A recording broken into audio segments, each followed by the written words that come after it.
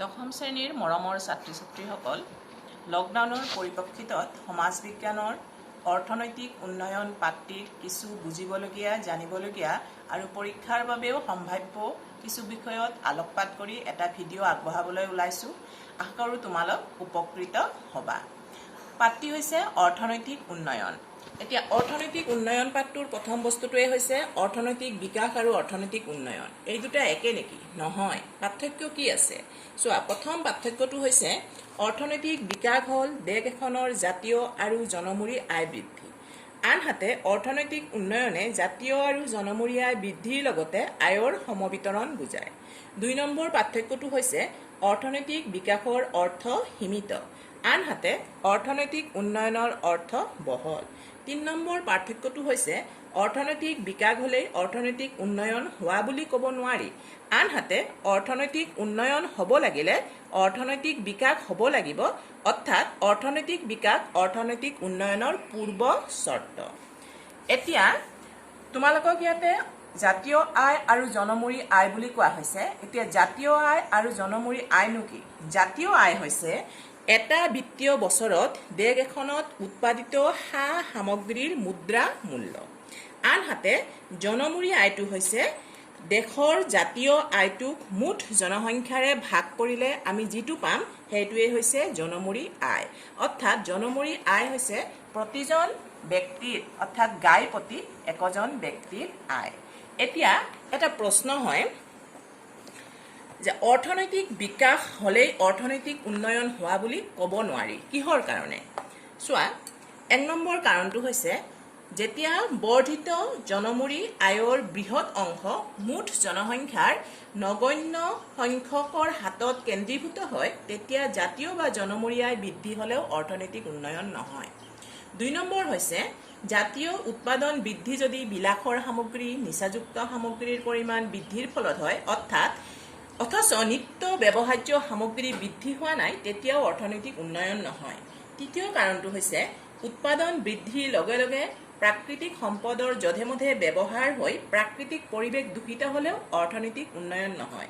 ৪ৰ্থটো হৈছে সামগ্ৰীৰ মূল্য বৃদ্ধিৰ ফলত যদি সামগ্ৰীৰ মুদ্ৰাগত মূল্য বৃদ্ধি হৈ জাতীয় আয় বৃদ্ধি দেখায়, তেতিয়াও এই জাতীয় আয় বৃদ্ধিয়ে অৰ্থনৈতিক উন্নয়ন সূচাব নোৱাৰে। গতিকে অৰ্থনৈতিক বিকাশ হ'লেই আমি অৰ্থনৈতিক উন্নয়ন হোৱা বুলি ক'ব নোৱাৰোঁ। আশা কৰোঁ বিষয়টো তোমালোকৰ ক্লিয়াৰ হৈছে। দ্বিতীয়তে আৰু এটা কথা আহিব, সেইটো হৈছে মানৱ উন্নয়ন। এতিয়া মানৱ উন্নয়ননো কি?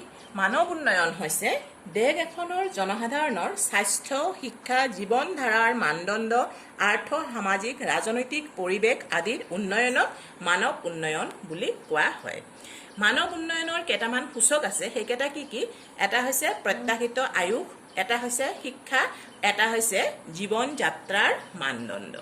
গতিকে অৰ্থনৈতিক উন্নয়নত 3টা জানিবলগীয়া বিষয়, এটা হৈছে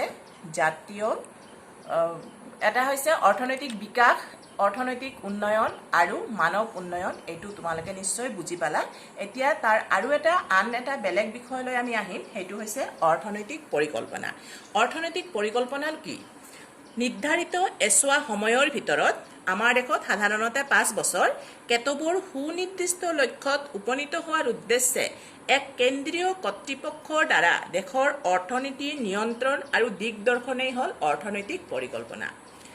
আমাৰ দেশত অৰ্থনৈতিক পৰিকল্পনাটো প্ৰতি 5 বছৰৰ বাবে লোৱা হয়, আৰু যিটো ইয়াত কেন্দ্ৰীয় কৰ্তৃপক্ষ কোৱা হৈছে সেইটো আগতে 1950 চনত গঠন হৈছিল ভাৰতৰ পৰিকল্পনা আয়োগ। সেইটোকে এতিয়া নীতি আয়োগলৈ পৰিৱৰ্তন কৰা হৈছে। এই কেন্দ্ৰীয় কৰ্তৃপক্ষটোৱে গোটেই দেশখনৰ অৰ্থনৈতিক উন্নয়নৰ বাবে কেতবোৰ লক্ষ্য, উদ্দেশ্য আৰু কাৰ্যপন্থা কৰি লয়, আৰু সেইটোকেই কি বুলি কোৱা হয়? এটা অৰ্থনৈতিক পৰিকল্পনা বুলি কোৱা হয়। এতিয়া ভাৰতবৰ্ষৰ পঞ্চবাৰ্ষিক পৰিকল্পনাৰ লক্ষ্যসমূহ কি কি সেইটো আমি জানিব লাগিব। প্ৰথম হৈছে অৰ্থনৈতিক উন্নয়নৰ হাৰ ক্ষিপ্ৰতৰ কৰা, 2 নম্বৰ আৰ্থ-সামাজিক বৈষম্য দূৰ কৰা, 3 নম্বৰ দৰিদ্ৰতা নিৰ্মূল কৰা, 4 নম্বৰ নিয়োগৰ সা-সুবিধা বৃদ্ধি কৰা, আঞ্চলিক বৈষম্য দূৰ কৰা, পৰিৱেশ দূষিতকৰণ ৰোধ কৰা আৰু আত্মনিৰ্ভৰশীলতা অৰ্জন কৰা। এইকেইটা হৈছে ভাৰতৰ পঞ্চবাৰ্ষিক পৰিকল্পনাৰ প্ৰধান লক্ষ্য। এতিয়া আৰু এটা দৰকাৰী বস্তু জানিবলগীয়া আছে নীতি আয়োগ পৰীক্ষাৰ বাবেও খুবেই দৰকাৰী নীতি আয়োগৰ সম্পূৰ্ণ হৈছে নামটো national institute for transforming India আয়োগ এটো গঠন হৈছিল 2014 চনত নীতি আয়োগৰ অধ্যক্ষ হয় সদায় দেশৰ প্ৰধানমন্ত্ৰীজন সদস্যসকল এজন উপাধ্যক্ষ থাকে ৰাজ্যসমূহৰ মুখ্যমন্ত্ৰীসকল কেন্দ্ৰীয় শাসিত অঞ্চলৰ উপ ৰাজ্যপালসকল 4 গৰাকী কেন্দ্ৰীয় মন্ত্ৰী মুখ্য কাৰ্যবাহী বিষয়া আৰু বিশেষজ্ঞসকল থাকে এতিয়া আৰু এটা দৰকাৰী বস্তু তোমালোকে জানিবলগীয়া যে ভাৰতবৰ্ষৰ অৰ্থনৈতিক পৰিকল্পনাটো দুটা পৰ্যায়ত ভাগ কৰা হৈছে এটা পৰ্যায় হৈছে 1950-51 চনৰ পৰা 1990-91 চনলৈকে আৰু আনটো পৰ্যায় হৈছে 1991-92 চনৰ পৰা বৰ্তমান সময়লৈকে এই দুটা পৰ্যায়ৰ মাজৰ পাৰ্থক্যটো কি চোৱা 1950-51 চনৰ পৰা 1990-91 চনলৈ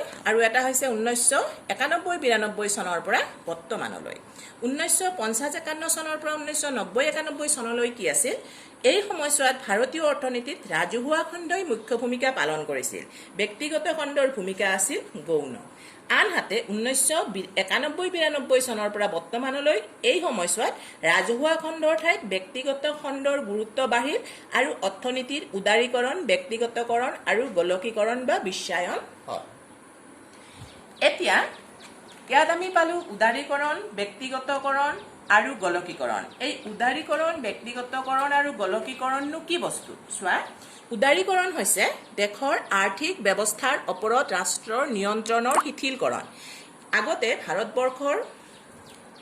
ভাৰতবৰ্ষৰ অৰ্থনীতিটোৰ ওপৰত চৰকাৰৰ বা দেশৰ নিয়ন্ত্ৰণ অত্যধিক আছিল কিন্তু 1991-92 চনৰ পৰা কেইটামান কাৰণত সেই নিয়ন্ত্ৰণটো শিথিল কৰিব লগা হ'ল সেইটোকে উদাৰীকৰণ বুলি কোৱা হয় তাৰ পিছত আহিল ব্যক্তিগতকৰণ চৰকাৰী নিয়ন্ত্ৰণ আৰু ব্যৱস্থাপনাৰ অধীনত থকা প্ৰতিষ্ঠানসমূহ বেচৰকাৰী খণ্ডলৈ মুকলি কৰি দিয়া নীতি তাৰ পিছত আৰু এটা বিষয় আহিল হেতু হল গোলকীকৰণ দেশ এখনৰ অৰ্থনৈতিৰ সৈতে বিশ্বৰ অন্যান্য দেশৰ অৰ্থনৈতিৰ সংযোগ স্থাপন বা সংহতি সাধনেই হল গোলকীকৰণ বা বিশ্বায়ন অৰ্থাৎ গোলকীকৰণ বা বিশ্বায়নে গোটেই পৃথিৱীখনকে এখন গাঁৱলৈ ৰূপান্তৰিত কৰিছে এই কেটা হৈছে 1991-92 চনৰ পৰা ভাৰতবৰ্ষৰ অৰ্থনীতিলৈ অহা পৰিৱৰ্তন অৰ্থাৎ অৰ্থনৈতিক সংস্কাৰ এতিয়া প্ৰশ্ন আহে এই অৰ্থনৈতিক সংস্কাৰসমূহ আমি কিয় ল'ব লগা হ'ল ইয়াৰ কাৰণ হ'ল এক নম্বৰ চৰকাৰী ব্যয় বৃদ্ধিৰ হাৰতকৈ চৰকাৰী আয় কম হোৱাত সেই সময়ত বিত্তীয় ঘাটিয়ে দেখা দিছিল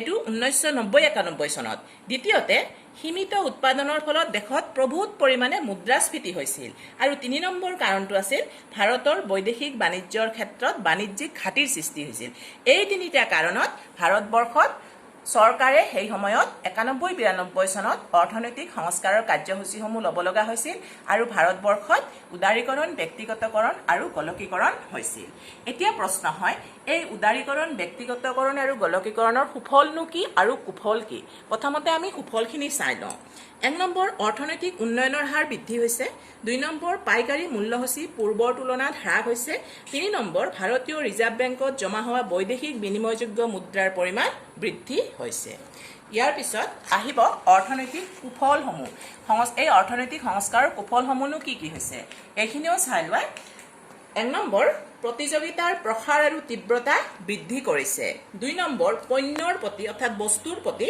অধিক আসক্তিয়ে ভোগবাদী অৰ্থনীতিৰ সৃষ্টি কৰিলে নৈতিকতাৰ প্ৰতি ভাবুকি আহিব পাৰে 3 নম্বৰ হৈছে বজাৰ কেন্দ্ৰিক অৰ্থনীতিয়ে দৰিদ্ৰ লোকসকলক বঞ্চিত কৰাৰ সম্ভাৱনা আছে গতিকে অৰ্থনৈতিক সংস্কাৰসমূহৰ কিছুমান সুফল আৰু কুফল আছে তথাপিও আমি সুফলৰ পৰিমাণটোকে বেছি বুলি ক'ব লাগিব আৰু এইখিনিয়ে এই পাঠটোত তোমালোকে জানিবলগীয়া বিষয়সমূহ আশা কৰোঁ তোমালোকক উপকৃত কৰিব ধন্যবাদ